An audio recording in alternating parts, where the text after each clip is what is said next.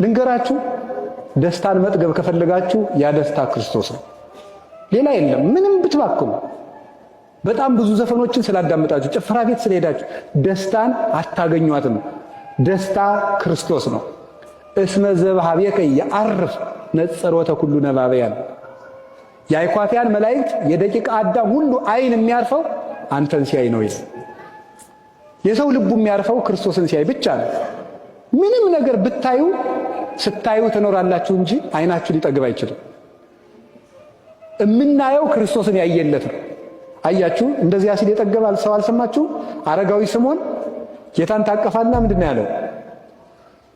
ይእዜ ተስዕሮ ለገብርከ፣ ዛሬ ባሪያህን ታሰናብተዋለህ። ለምን? እስመ ርእየ አዕይንተ ያድኅኖተከ፣ አይኖቼ ማዳንህን አይተዋል። በቃ ክርስቶስን ሲያይ ይሄ ሰው ምን አለ? እድሜ በቃኝ አለ። አንድ ሰው ሊረካ የሚችለው ክርስቶስን ሲያይ ነው። ልብ ልንገራችሁ፣ ከክርስቶስ እንዲደርስ የተፈጠረ መንገደኛ ነው። ከክርስቶስ እስከምንደርስ ድረስ ልባችን ምንም ነገር ብናቀርብለት ሊረካ አይችልም። ልብስ ለውጡለት፣ ምግብ ለውጡለት፣ ጥሩ ቤት ስሩለት፣ ጥሩ መኪና ግዙለት፣ ልባችሁ ሊያርፍ አይችልም። የሚያርፈው ክርስቶስን ስታገኙ ብቻ ነው። ስለዚህ ዘፈኑ፣ ጭፈራው፣ ይሄ አጓጉል ክህደቱ፣ ስካሩ፣ መዝናናቱ፣ ዝሙቱ፣ እንደዚህ ያለው ነገር ሁሉ የሞት ውሃ ነው። የሕይወት ውሃ ክርስቶስ ነው። ቃለ እግዚአብሔር ነው። ቅዱስ ሥጋው ክቡር ደሙ ነው። ያን ውሃ ስታገኙ ልባችሁ ይረጋል።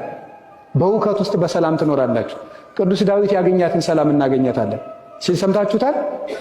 ምንድን አለ? እግዚአብሔር ያፈርህ ተምንትኑ ያፈራሃኒ፣ እግዚአብሔር ምእመን አለ ሕይወቴ ወምንትኑ ያደነግጸኒ፣ እመኒ ጸብአኒ ተአይን እይፈራሃኒ ልቤ።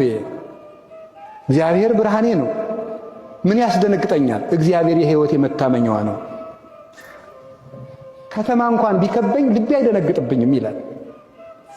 እግዚአብሔርን ያላገኘች ነፍስ ደግሞ በቅጠል ኮሽታ ሁሉ ትደነግጣለች። ሰዎች ሁሉ ኃጢአታችንን ያወቁብን ይመስለናል።